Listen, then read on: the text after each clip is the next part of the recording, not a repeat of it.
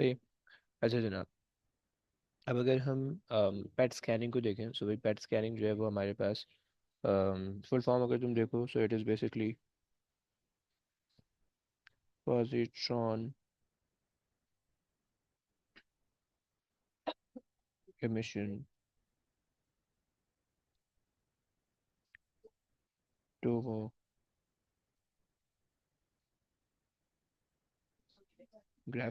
Okay, सही हो गया। सो पेट स्कैनिंग हमारे पास पॉजिट्रॉन इमिशन टोमोग्राफी है, राइट। अच्छा, अब तुम्हें पॉजिट्रॉन का कॉन्सेप्ट पता होना चाहिए था कि भाई पॉजिट्रॉन हमारे पास क्या था, कि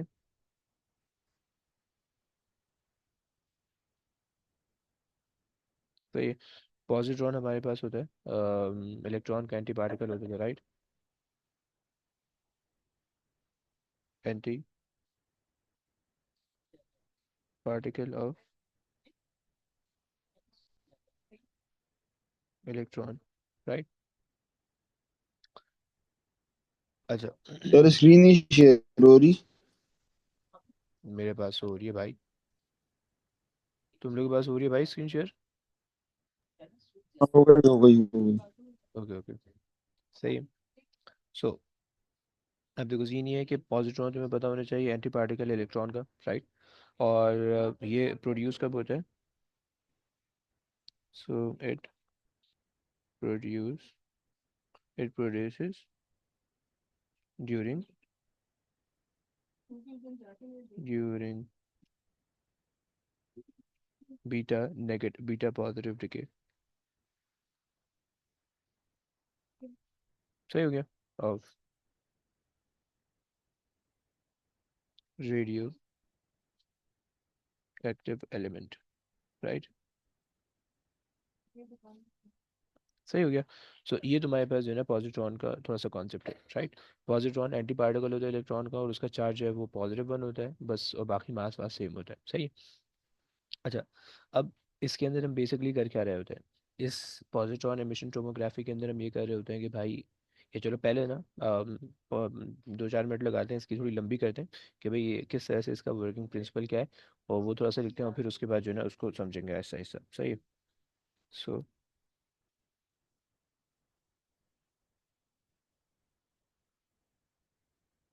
working principle of PET scan, okay. So हम ये कहते हैं कि भाई हमारे पास जो है ना जनाब साइड वाइड में कर देते हैं। सो सबसे पहले हम ये काम करते हैं,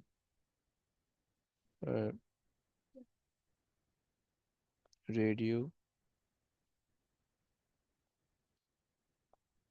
active tracer molecule injected in the patient's body,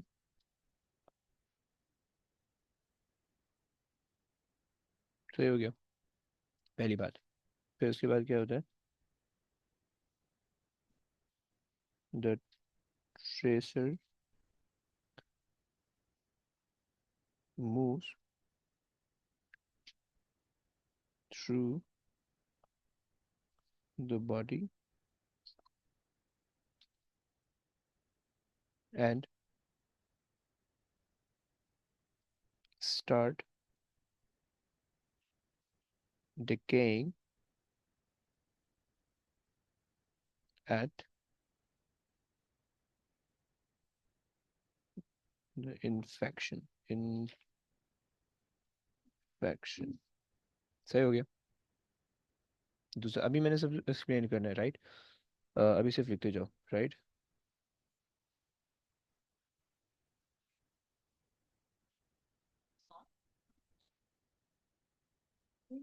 during the decay during the decay the positron uh, annihilate annihilate with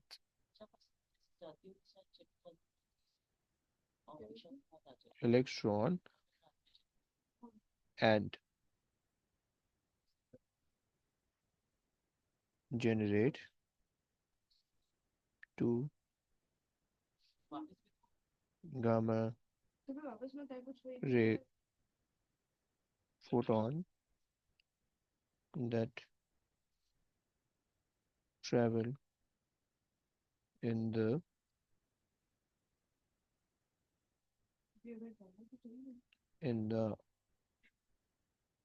opposite direction, right? अच्छा जनाब, ये तुम्हें दिख रहा है, पिक्चर तुम्हें दिख रही है, राइट?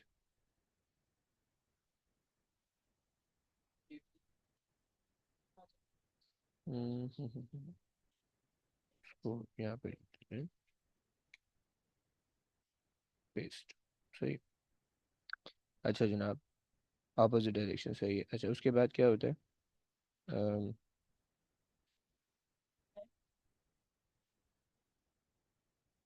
सो डायरेक्शन सही है। फिर उसके बाद हमने कहा कि भाई the emitted emitted photon the emitted photons um, detected on the detector, right? सही हो गया, ये आपके पास बात हो गई, सही। अच्छा जनाब, अब आपके पास जो भी इन्फेक्शन होता है ना, जहाँ पे भी इन्फेक्शन होता है वहाँ से ये जो है ना डिटेक्शन हो रही होती है, राइट? सो हम कहते हैं कि भाई मल्टीपल डिटेक्शन एक्शन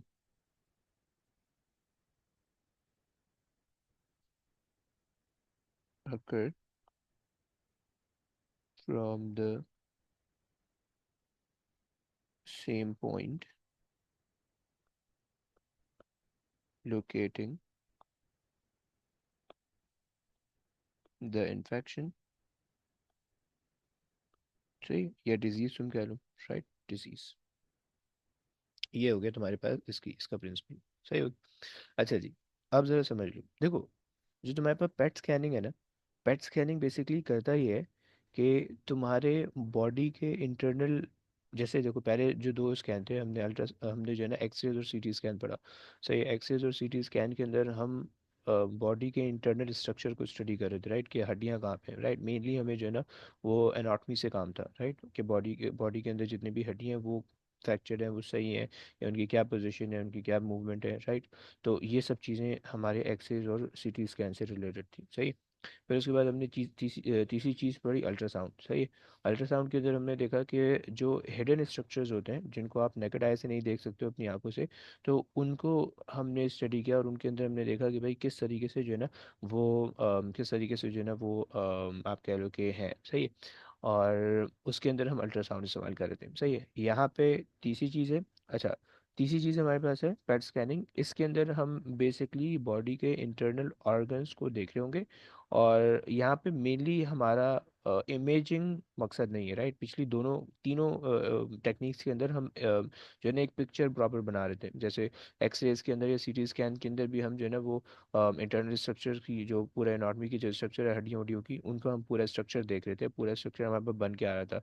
एक्सरे के अंदर 2 डायमेंशनल था और सीटी स्कैन के अंदर 3 डायमेंशनल था, राइट? और अल्ट्रासाउंड के अंदर जो है वो भी हमारे पास इंटरनल स्ट्रक्चर था, वो बन के आ रहा था, राइट?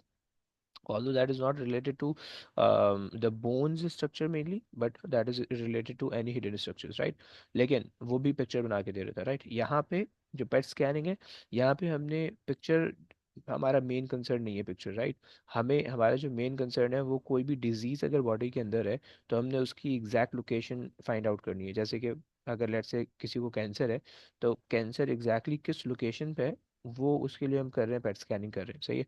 और पेट स्कैनिंग से हमें ये पता चल जाएगा कि भाई इस लोकेशन पे यहाँ पे कैंसर है। फिर हम फर्दर जो है ना जो डॉक्टर्स होते हैं वो फर्दर प्रोसेस परफॉर्म करते हैं कि भाई अब इस मेडिसिन की क्या कंडीशन है, किस इस सॉरी इस इन्फेक्शन की क्या कंडीशन है, या इस जो है ना जो भी आपका डिजीज़ है इसकी क्या कंडीशन है, उसको किस तरह से ट्रीट किया जाएगा, राइट। वो फिर आगे की चीज़ होती है। तो this PET scanning is basically the technique that we use to locate the infection और डिजीज और कैंसर और समथिंग, राइट। सो ये आपके पास हो गई, सही है। सो यहाँ पे तुम यहाँ पे ये बात नोट कर लो कि this technique is used for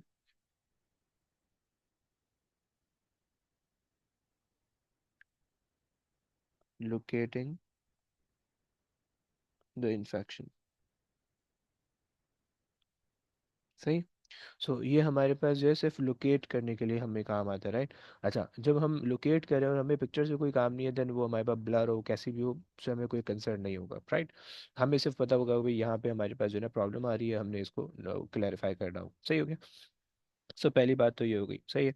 अच्छा जनाब, सो हमने इसका कॉन्सेप्ट समझ लिया कि हम क्यों करते हैं पेट स्कैनिंग, राइट। तो क्यों का जवाब मैंने दे दिया कि भाई हम इसलिए करें क्योंकि हमें कोई भी जो डिजीज़ है उसका कोई प्रॉपर लोकेशन हमें ढूंढनी है, राइट।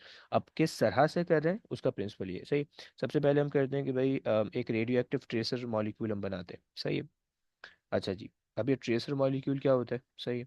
ऑल्दो हम उसको इंजेक्ट कर देते हैं पेशेंट की बॉडी में लाइक दिस, सही है। ये आपके पास है रेडियो एक्टिव ट्रेसर, सही है। आपने इसको इंजेक्ट कर दिया बॉडी के अंदर, सही है। ये बॉडी के अंदर जो है ना ब्लड वेसल के थ्रू ब्लड वेसल के थ्रू जो है ना वो मूव करता हुआ आपके पूरी बॉडी के अंदर फैल जाता है। और फिर जहाँ पे भी जो इन्फेक्शन होता है, कैंसर होता है, वहाँ पे जाके ये डिके होना शुरू हो जाता है, यूटिलाइज होना शुरू हो जाता है, राइट। सो जब जो है खैर, तो जब जो है ये उस पॉइंट पे जाएगा, उस पॉइंट पे जाके देखिए होगा, सही है। तो उससे हम स्कैन कर रहे हैं, राइट। तो उसके लिए जो है ना हम रेडियो एक्टिव ट्रेसर मॉलिक्यूल बना रहे हैं, राइट। अब ये ट्रेसर मॉलिक्यूल डिफरेंट कोई भी हो सकते हैं, राइट। सो अगर हम थोड़ा सा ट्रेसर मॉलिक्यूल का थोड़ा सा कॉन्सेप्ट समझे, सही है। इसको ज़रा नीचे कर दें, गंदी गंदी चीज़ें आ रही, सही है। हम्म, अबे यार,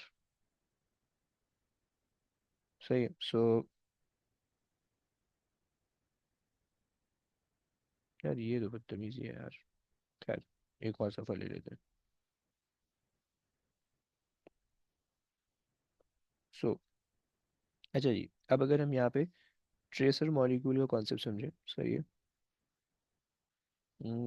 ट्रेसर मॉलिक्यूल,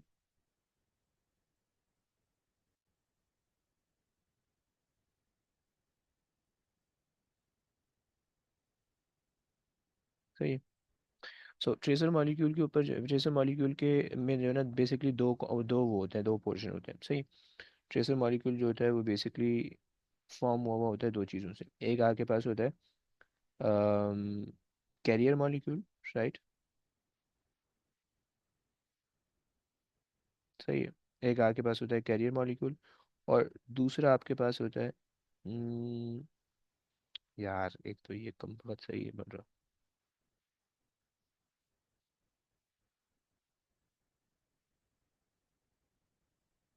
सही है। सो कैरियर मॉलिक्यूल, सही है। और प्लस इसके ऊपर आप जो है ना कोई भी रेडियो एक्टिव मॉलिक्यूल लगा देते हो, राइट। और यहाँ के पास आ जाता है radio active molecule, right. So ये आपके पास जो है ना ट्रेसर मॉलिक्यूल होता है, राइट।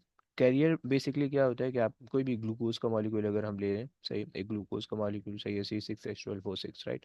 सो एक ग्लूकोज का मॉलिक्यूल हमारे पास जो है ना वो as a career, one of the career हम बना सकते हैं, राइट। C6 C6H12 और O6, राइट। ये हमारे पास एक करियर मॉलिक्यूल आ गया, सही है। अब इसके ऊपर जो है ना वो हम कोई रेडियो एक्टिव मॉलिक्यूल बना के इसके ऊपर जो है ना वो कर दें, इम्प्लांट कर दें, राइट। और फिर उसको बॉडी के अंदर इंजेक्ट करते हैं, राइट, क्योंकि बॉडी के अंदर सिर्फ और सिर्फ रेडियो एक्टिव मॉलिक्यूल हम नहीं इंसिडेंट कर सकते, वरना कबाड़ा हो जाएगा, सही। वो ट्रैवल नहीं कर सकेगा, सही। सही है।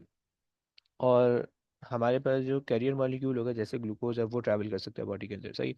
सो यहाँ पे हम लेट्स से फ्लोरीन का मॉलिक्यूल ले लेते हैं, राइट, फ्लोरीन का, सही है।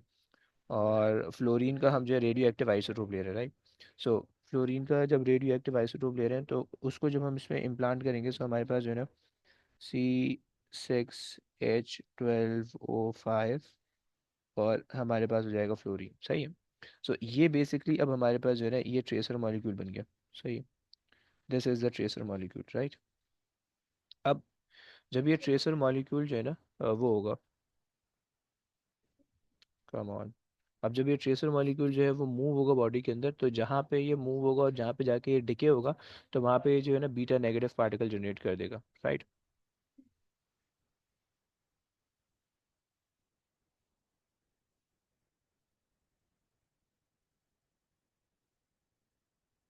चलिए,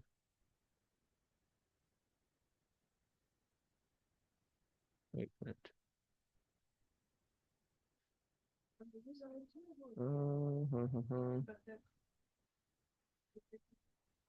अ, एक minute, FTG,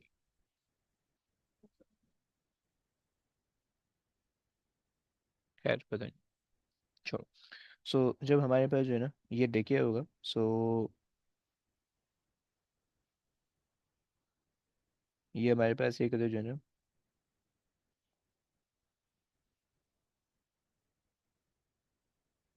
decay produces beta positive molecule, right. सही हो गया। सो यार मैं एक चीज़ देखना चाह रहा हूँ।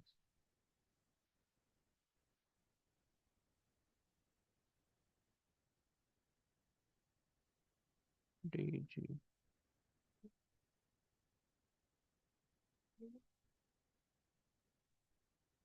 अगर कोई ढंग की चीज़ आए।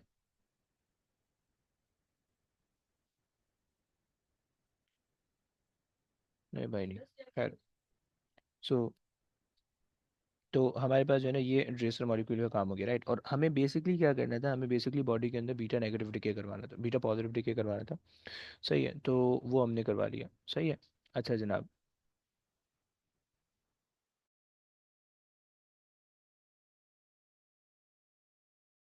सो जब हमारे पास ये हमने बॉडी के अंदर, हमने सिर्फ बॉडी के अंदर beta negative beta positive molecule generate करवाया था, बीटा नेगेटिव बॉडी के अंदर खुद होता है, राइट। यानी जो इलेक्ट्रॉन्स नॉर्मल वो आपको बॉडी में खुद मिल जाएंगे, right. So positrons generated in the body, in the body. और ये कहाँ पे जनरेट होंगे या कहाँ पे टिके होंगे? At the infection, at the infection,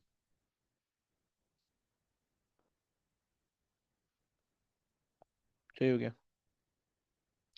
अच्छा जी। हम्म।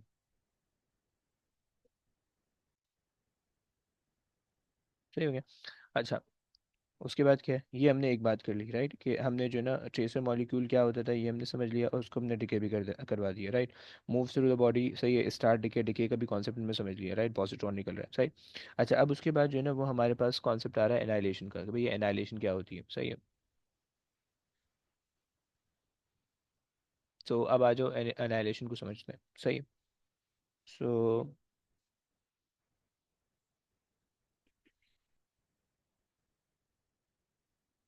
ओके, एनाइलेशन का कॉन्सेप्ट ये होता है,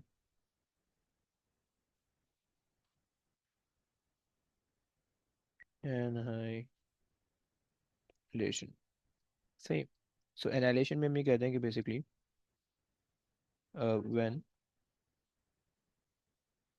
when matter and and its anti matter collide, they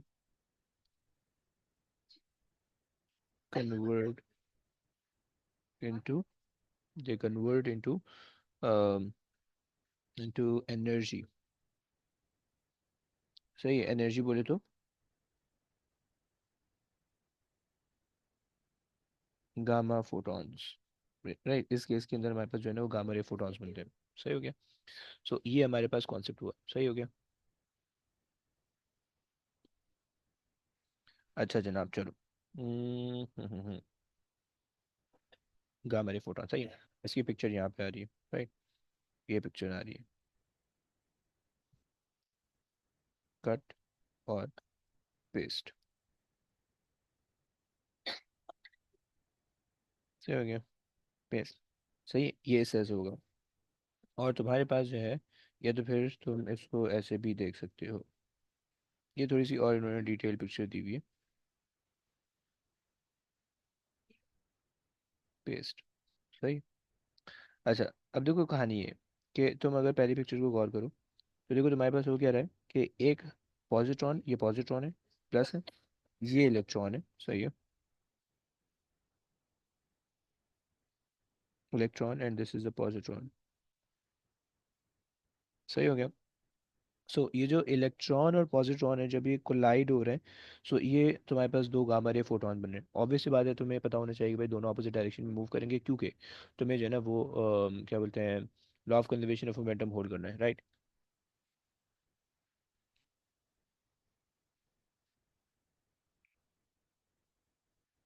अच्छा जी, ये बात हो गई। तो इसकी इक्वेशन तुम्हें बता दी मैंने। सही। और यहाँ पे अगर तुम देखो तो ये भी वही चीज़ है। ये तुम्हारे पास जो है ना, ये वो मॉलिक्यूल है जो फ्लोरीन का मॉलिक्यूल था जिसने जो है ना पॉजिट्रॉन इमिट किया, राइट। और ये पॉजिट्रॉन जो बॉडी के अंदर मौजूद इलेक्ट्रॉन था उसके साथ कोलाइड हुआ, तो तुम्हारे पास जो है ना दो फोटोन निकल गए अपोजिट डायरेक्शन में, राइट। और इनकी जो है ना इन्होंने उस फोटोन्स की एनर्जी भी लिखी हुई है, गामा रे फोटोन की 511 किलो इलेक्ट्रॉन वोल्ट, राइट। तो ये तुम्हारे पास जो है ना इसका कॉन्सेप्ट आ गया एनाइलेशन का, राइट। एनाइलेशन का सिंपल सा कॉन्सेप्ट ये होता है कि तुम्हारे पास एक पार्टिकल और एक एंटी पार्टिकल, उसी का एंटी पार्टिकल कोलाइड होते हैं और जो है ना वो कन्वर्ट हो जाते हैं फोटॉन्स के अंदर। सही। तो चूंकि मास और एनर्जी के अंदर मास और एनर्जी का कन्वर्जन है, so you have to use this equation, E equals to M C square, right, for the mass energy conversion, right. तुम जो है ना वो गामा रे फोटोन का कि वो भी निकाल सकते हो, एनर्जी भी निकाल सकते हो अगर हम कोशिश करें। तो हमारे पास मास ऑफ द इलेक्ट्रॉन होता है 9.11 exponent negative 31, right. This is the mass of the electron into 3 exponent 8 अगर हम करें, राइट। सो ये मेरे पास बन जाएगा एनर्जी। सो ये ज़रा निकालो कितने कितनी क्या वैल्यू आती।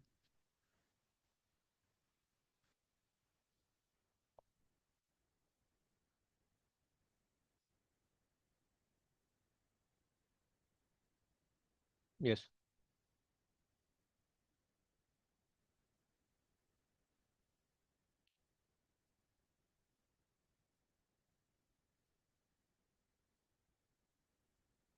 कुछ आ रहा है भाई?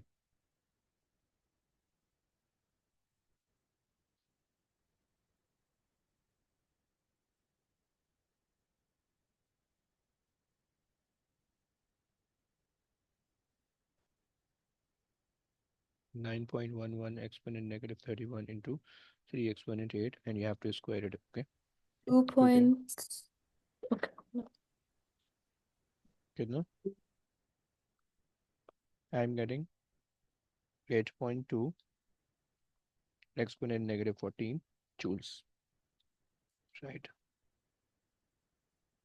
सो मेरे पास ये एनर्जी आ रही है, तुम लोग के पास आ रही है?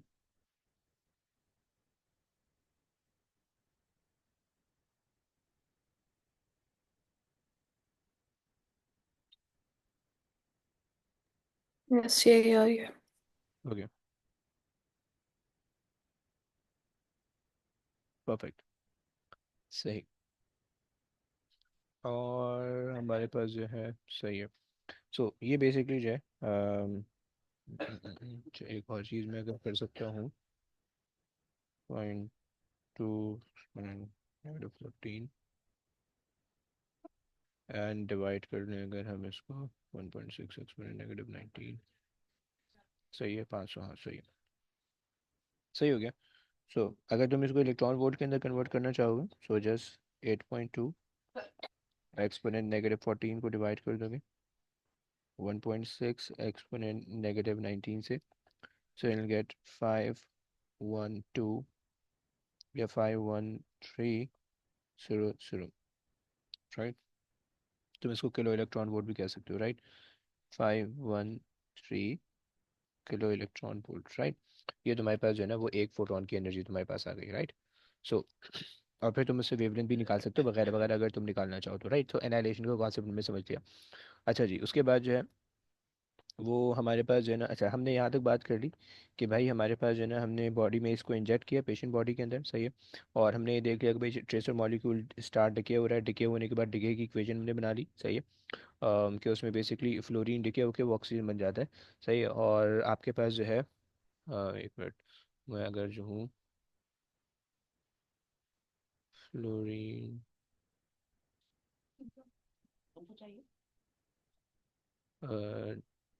डिके इक्वेशन, सही है। सो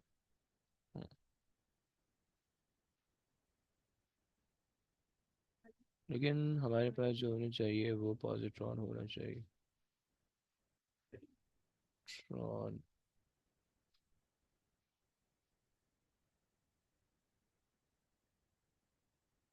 अगर हमारे पास फ्लोरीन है और नहीं गलत बनेगी, प्रोटॉन हमारे पास एक कम हो रहा है, सही नहीं। सो खैर, अच्छा जी। तो हमारे पास जो है एनाइलेशन का कॉन्सेप्ट हो गया, इक्वेशन बता दी, सही है। एनाइलेशन की इक्वेशन बता दी, सही है। और एनाइलेशन के अंदर अगर तुम्हें एनर्जी निकालनी होगी तुम E equals to M C square use करोगे, राइट। उससे निकालोगे एनर्जी निकल जाएगी, सही है। अच्छा, अच्छा, कैरियर, सही है जनाब। करियर मॉलिक्यूल की शायद डेफिनेशन तुमसे पूछ ले। करियर मॉलिक्यूल बेसिकली जो है ना रेडियो एक्टिव मॉलिक्यूल को बॉडी के अंदर कैरी करके लेके जा रहा होता है, this is a simple concept, right. इसका पॉसिबल है, एक दो क्वेश्चन है इसके, उसको सॉल्व करेंगे, उसके थ्रू जो है ना समझ में आ जाएगा कॉन्सेप्ट, राइट। अच्छा, उसके बाद जो है ड्यूरिंग द डिके पॉजिट्रॉन, ये एनाइलेशन हो गया, सही है। And generate two gamma ray photon, सही है। And travel in the opposite direction, ये मैंने बता दी, गामा रे फोटोन की बातें हो गई, सही। अच्छा जी, अच्छा अब इसकी जो डिटेक्शन है, डिटेक्शन के बारे में अगर हम बात करें, सो डिटेक्शन बेसिकली किस तरह से हो रही होती है। डिटेक्शन का कॉन्सेप्ट मेरे पास यहाँ पे आ रहा है, कट और ये पेस्ट, सही है। ये मेरे पास डिटेक्शन का कॉन्सेप्ट आ रहा है, सही। कि अब आपके पास जो है, अब देखो यहाँ पे आपके पास ये कैंसर वाला पॉइंट है, राइट। और इस पॉइंट से फोटॉन्स इमिट हो रहे हैं, सही है। और this is basically the line of response, right. जब ये 360 डिग्रीज में जो है ना फोटॉन्स यहीं से इमिट हो रहे होंगे, राइट, लाइक दैट, सही। कहीं जहाँ पे भी जा रहे होंगे फोटोन इसी तरह से मिट हो रहे होंगे इस पॉइंट पे, राइट। तो कोई भी फोटोन जो जहाँ पे डिटेक्ट हो रहे हैं ना, जब हम उसको कंटिन्यू करेंगे तो वो एक ही पॉइंट पे मिल रहा होगा, राइट। अब लेट्स से कोई फोटोन यहाँ पे डिटेक्ट हुआ इधर, जब हम उसको कंटिन्यू करेंगे तो वो एक ही पॉइंट से इमर्ज हो रहा होगा, राइट। कोई अगर यहाँ पे मिल रहा है तो उसको कंटिन्यू करेंगे तो यहाँ पे आ रहा होगा, राइट। सो इससे हमें जो है ना ये पता चल जाएगा कि एग्जैक्ट लोकेशन उसकी क्या है, राइट। सो हमें कह सकते हैं कि भाई line of response of gamma ray photons gives the exact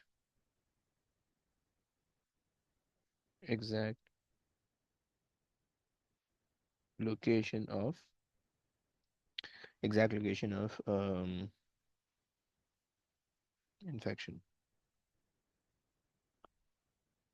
सही हो गया, ये आपके पास आ गई, सही है। अच्छा, जब आपके पास ये बात आ गई है तो अब आपको दिखेगा कैसे, तो वो आपको इस तरह से दिख रही होगी, अच्छा जी। फिर इसको जो है वो हम कट कर लेते हैं, तो आपके पास जो है ना इमेज आपको इस तरह से दिख रही होगी, कट, और इसको डिलीट कर देते हैं,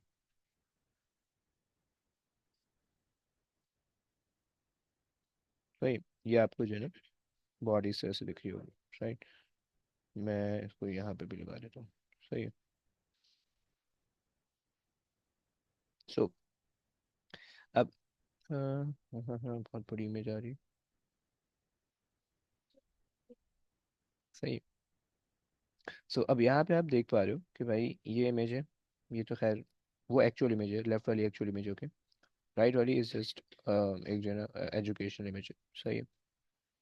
सो अब यहाँ पे बेसिकली हो क्या रहा है कि भाई जो लेफ्ट वाली इमेज अगर आप देखो, सो इसके अंदर जो है वो हमारे पास जिस पार्ट के अंदर कैंसर है, राइट, वो पार्ट बहुत ज़्यादा ग्लो कर रहा है। क्यों? क्योंकि वहाँ से बहुत ज़्यादा रेडिएशन इमिट हो रही है, राइट। और जब वहाँ से बहुत ज़्यादा रेडिएशन इमिट हो रही है तो वो बहुत ज़्यादा जो है ना वो पार्ट ग्लोइंग होगा, राइट। अच्छा जी, अब इसको थोड़ा सा हम बात कर लेते हैं इसकी इमेज की, राइट। सो हम ये कहते हैं कि भाई image image which is not clear, right, or have, या और लिख देते हैं। सही है। और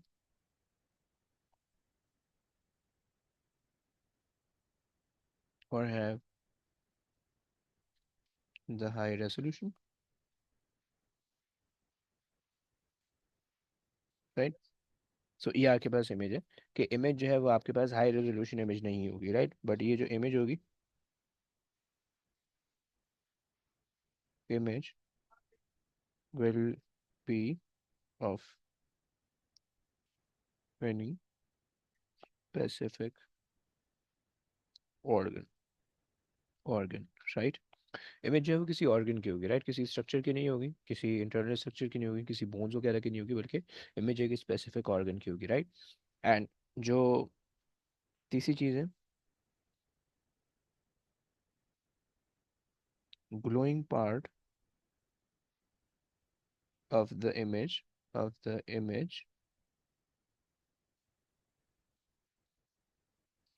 shows the maximum decay,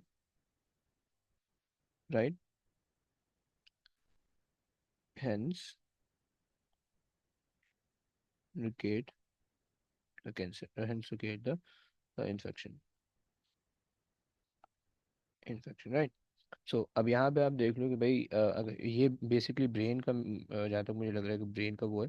सही है। और अब इसमें ऐसे कुछ, ये जस्ट एक एक एजुकेशन की डायग्राम है, एक इलस्ट्रेशन है, राइट, इसे कुछ समझ में नहीं आएगा।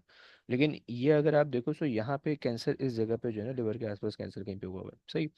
और यहाँ पे इसी वजह से जो है ना इसकी पॉजिट्रॉन इमिशन जो टोमोग्राफी है बहुत ज़्यादा यहाँ से जो है ना बहुत ज़्यादा फोटोन इमिट हो रहे होंगे। सो एग्जैक्टली ये लोकेशन में पता चली, राइट, बट आप देख पा रहे हो कि इमेज बहुत ज़्यादा ब्लर है, इमेज जो है ना बहुत ज़्यादा हाई रेजोल्यूशन नहीं है, आपको चीज़ें क्लियर नहीं है, राइट, आपको सिर्फ हल्का फुल्का पता चलेगा कि कुछ चीज़ें यहाँ पे हैं, राइट। तो ये है। और बेसिकली इसका जो एक डोज होता है वो बेसिकली तकरीबन 2 से 3 साल के जो है ना, क्योंकि तुम्हें पता है कि रेडिएशन जो है वो हमारे एटमॉस्फेयर के अंदर भी है, राइट। सो 2 से 3 साल के रेडिएशन जो कि एटमॉस्फेयर के अंदर उसके बराबर हमारे पास होता है, तो इसका काफ़ी हैवी डोज होता है, राइट। तो लेकिन ये जो है ना आहिस्ता आहिस्ता ये बॉडी से खुद ही बखुद इमिट होता रहता है, राइट। सो लेकिन अगर आप बहुत बार बार जो है ना ये करवाओगे देन वो आपके लिए बहुत ज़्यादा हैजरस होता है, सही। तो खैर यहाँ तक हमारे पास जो है ना इसकी ये चीज़ें थी जो कि हमने कंप्लीट कर ली हैं, सही। अब आ जाओ इसके उस पर चलते हैं। हमारे पास जो है इसका जो कॉन्सेप्ट है, ये इसके जो क्वेश्चंस है उस पर चलते हैं, सही है। एक मिनट। चलो आ जाओ भाई। इसके पता नहीं क्वेश्चन मेरे पास आई विश होने चाहिए। Physics and Cambridge.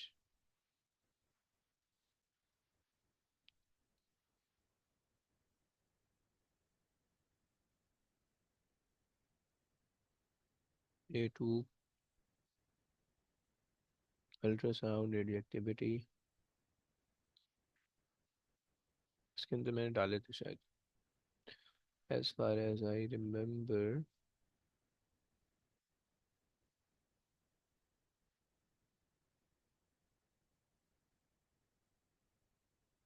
अबे यार,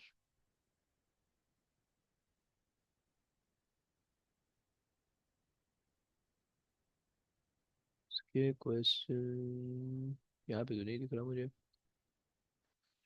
और कोई पॉसिबिलिटी मार्किंग की पार्टिकल फिजिक्स रेडियो एक्टिव के डीके के अंदर चेक कर लेते हैं।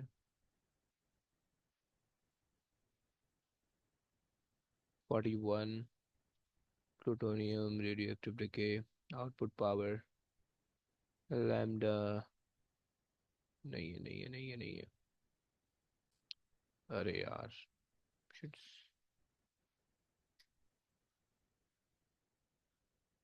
इसका मेरे ख्याल से जो है ना रिसेंट भी कोई क्वेश्चन नहीं आया है। एक मिनट को हम ढूंढ के कर सकते हैं।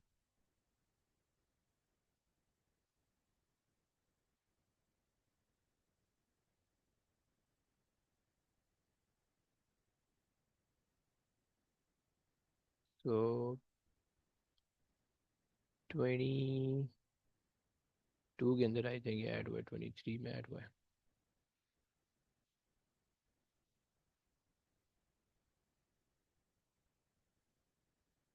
सर आपकी स्क्रीन नहीं नजर आ रही।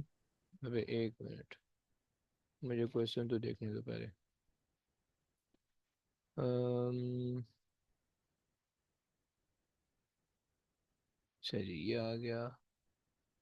इसके अंदर नहीं है मेरे ख्याल से। इसके अंदर नहीं है। एंड इसके अंदर I think so. Hubbles law, come on।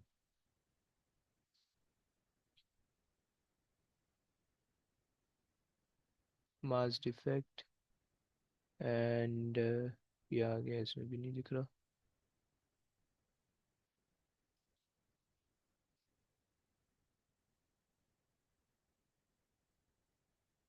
यार उसका पता नहीं।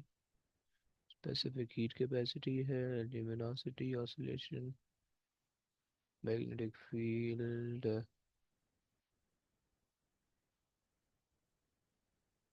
Ultrasound, X rays. यार ये एक क्वेश्चन इसका आया हुआ है बस। एक या दो क्वेश्चन इसके आए हुए हैं। फोटॉन्स आ रहे हैं और चलिए ये एक क्वेश्चन मिल गया।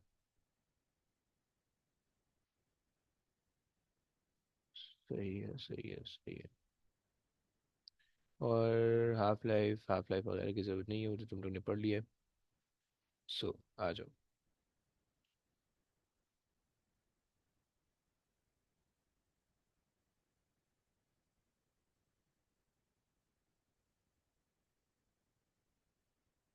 सही है, ये आ गया, हाफ लाइफ की जरूरत नहीं है, ये आ गया सही। सो ये लो।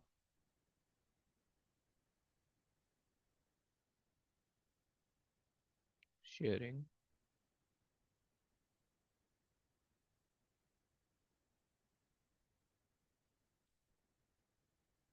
सही है, आ जाओ भाई।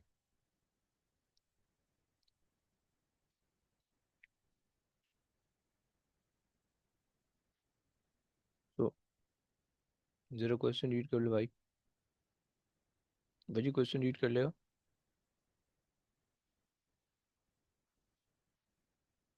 वजी भाई नहीं है। कासिम से करवा लेते हैं। कासिम क्वेश्चन रीड कर सकते हो प्लीज़।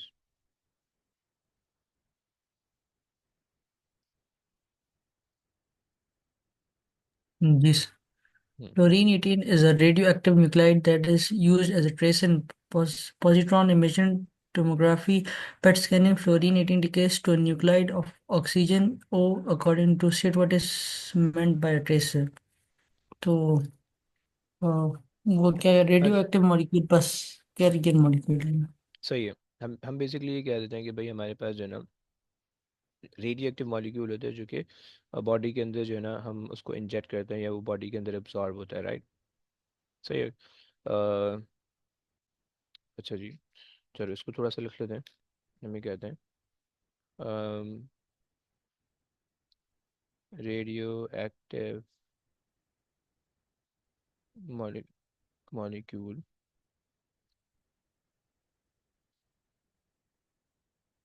रेडियो एक्टिव मॉलिक्यूल कह लो या जस्ट मॉलिक्यूल मॉलिक्यूल कह लो, जस्ट मॉलिक्यूल, क्योंकि उसके अंदर ट्रेसर के अंदर जो है वो हमारे पास दो चीज़ें होती हैं। हमारे पास जो है रेडियो एक्टिव होता है और हमारे पास जो है वो कैरियर मॉलिक्यूल होता है, जो हम जस्ट मॉलिक्यूल कहते हैं। The molecule that is injected in the body for PET scanning। चलो आगे आ जाओ। State the symbol of the particle that is represented by X and the values of P, Q, and R. हम्म अच्छा जी। सो अब यहाँ पे जो है फ्लोरीन जो है वो कन्वर्ट हो रहा है ऑक्सीजन के अंदर, राइट। और आपके पास ही एक्स निकल रहा है, सही। सो ये एक्स आपके पास क्या होने वाला है, ये एक्स आपके पास पॉजिट्रॉन होने Beta वाला है। particle. सही हो गया। सो अच्छा। Sir, जी भाई। X beta particle नहीं होगा? जी जी, बीटा पॉजिट्रॉन है, बीटा प्लस का पार्टिकल। ठीक। सो पॉजिट्रॉन, सही। आप इसको पॉजिट्रॉन कह सकते हो, ये बीटा प्लस कह सकते हो, ये ई प्लस कह सकते हो, जो भी कहना चाहो आप कह सकते हो, सही है। अच्छा जी। लेकिन उसने कहा कि सिंबल बता दो, राइट, तो पॉजिट्रॉन ना लिखना, लेकिन मैं सिर्फ नाम बताने के लिए लिखा, ओके। अच्छा, पॉजिट्रॉन का चार्ज क्या होता है, पॉजिट्रॉन की ना रिप्रेजेंटेशन होती है 0+1, राइट। सो क्यू जो है वो आपके पास 0 हो जाएगा और पी जो होगा वो +1 हो जाएगा, ओके भाई, ये क्लियर हो रहा है? Yes, sir. ओके, आगे आ जाओ। R भी होगा ना, वो 16 होगा। R16 हो, कैसे भी क्योंकि 18 रहेगा, ऑक्सीजन। क्योंकि ऑक्सीजन 16 होता है, अबे ऑक्सीजन 18 भी तो होता है, 17 भी तो होता है, नहीं। 20। देखो, आपको इक्वेशन देख लिया ना, आपने क्या किया कि अगर आप इस इक्वेशन को देखो, सो 18 और 9, सही, क्यू आपके पास है 0, राइट। तो ऊपर कोई भी चीज़ चेंज नहीं हो रही, राइट। तो आपके पास जो आर होगा वो वैसे ही रहेगा, राइट। क्योंकि आपको पता है कि भाई किसी भी रेडियो एक्टिव रिएक्शन के अंदर जो न्यूक्लियॉन्स होता है वो कंजर्व होता है, राइट। अगर 18 है तो वो 18 पूरे होने चाहिए, लेफ्ट साइड और राइट साइड दोनों के कॉम्बिनेशन, राइट। सो 0+18 तो 18 होना चाहिए, राइट। और यहाँ पे आप देख रहे हो कि +1 नीचे आ रहा है, राइट।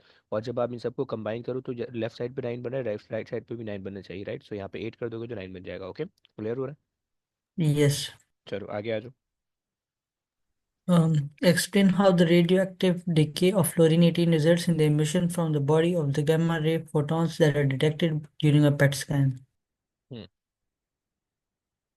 अब देखो, इसके अंदर आपके पास कहानी लिखनी है पूरी, सही है कि आपने जो पॉजिट्रॉन जनरेट हुए आपकी बॉडी के अंदर, वो एनाइलेट होंगे इलेक्ट्रॉन से मिलके। और जब वो एनाइलेट होंगे तो वो फोटॉन्स के अंदर कन्वर्ट होंगे, फोटॉन बाहर आके डिटेक्ट हो जाएंगे, राइट। सही हो गया। सो आप यहाँ पे लिख दो कि भाई बीटा पॉजिटिव विल कोलाइड, और कोलाइड से अच्छा आप डायरेक्ट एनालाइट लिख दो, राइट। या कह दो कि भाई will react react with beta negative या electron, beta negative is electron, right. And annihilate annihilate, right, and